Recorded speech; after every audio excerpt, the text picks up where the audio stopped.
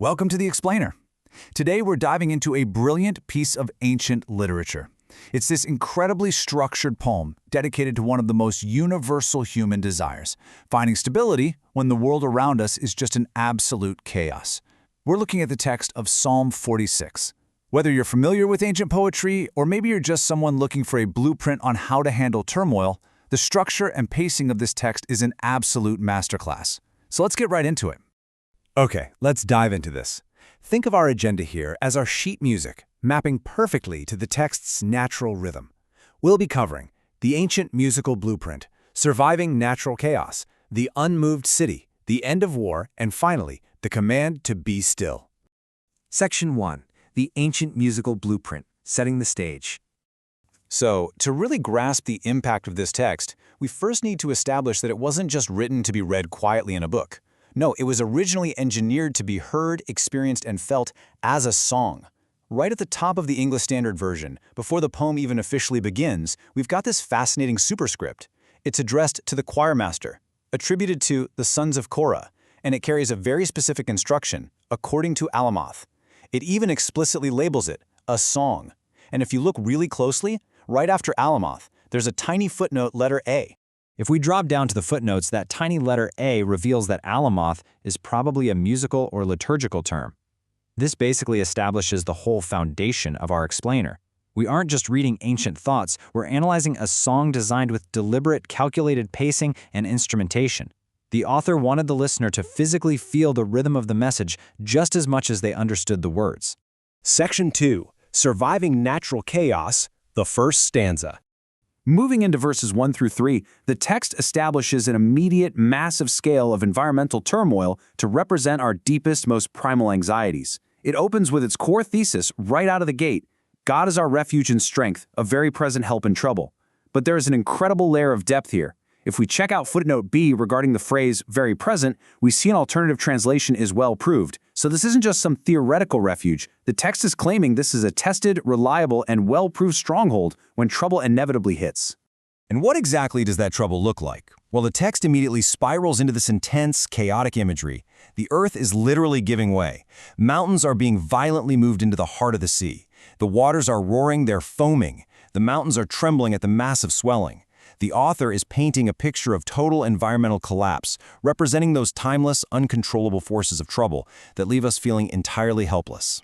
But right at the peak of that swelling, crashing chaos at the end of verse 3, the text hits us with a sudden, jarring structural command, Selah. This is a definitive pause. The choir master is essentially telling the musicians to hold the note and commanding the listener to just stop, take a breath, and reflect on the massive contrast between the crumbling earth and that well-proved refuge we were just talking about. Section 3. The unmoved city, the second stanza. Taking a breath, we move into verses 4 through 7. Now, what's really interesting about this is how the writer masterfully shifts the scene from natural disasters to geopolitical turmoil through a powerful literary juxtaposition. I mean, just a moment ago, in verse 3, we were drowning in oceans where the waters roar and foam, but suddenly, in verse 4, we're introduced to a completely different body of water. We see a river whose streams make glad the city of God. We go straight from terrifying, destructive, chaotic oceans to a peaceful, life-giving river flowing through a holy city. And look at what the text says about this city, this holy habitation of the Most High. It says, God is in the midst of her. She shall not be moved. Remember those massive mountains from the first stanza that were tumbling and moving into the heart of the sea? By contrast, this city will not be moved.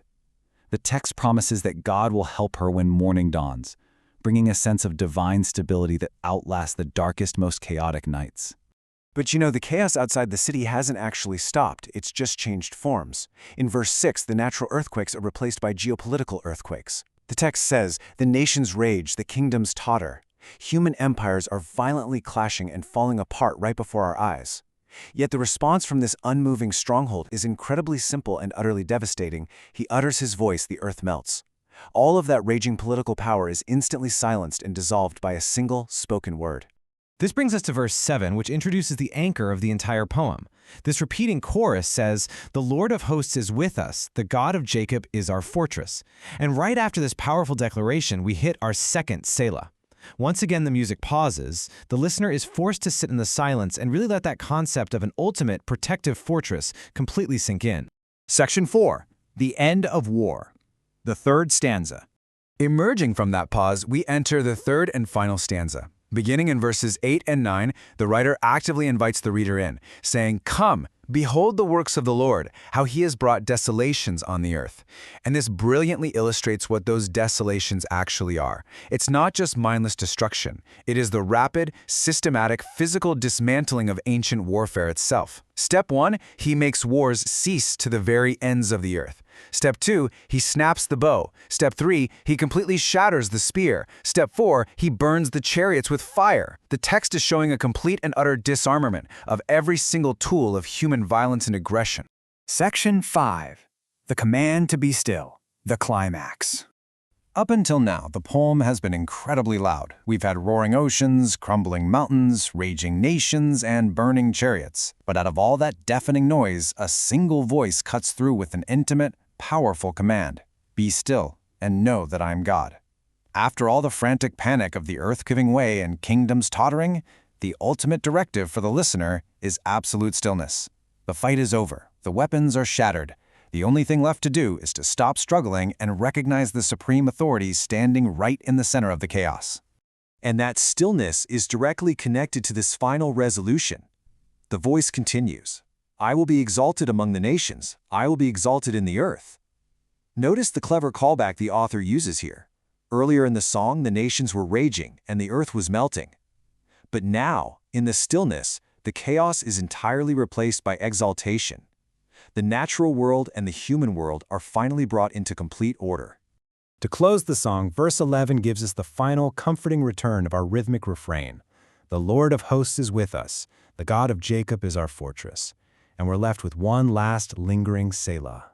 The choirmaster drops his hands, the instruments fade, and we are left to meditate on this beautifully structured journey from absolute terrifying chaos to the ultimate security of an immovable fortress. So, as we wrap up this explainer, I want to leave you with a thought. This ancient text was meticulously designed to remind its listeners that they do not have to be moved by the turmoil surrounding them. So, how can you apply the command to be still and find an immovable fortress in the face of your own roaring waters today? Thank you for learning with us, and we'll see you next time as we continue exploring the fascinating structures behind the world's most enduring texts.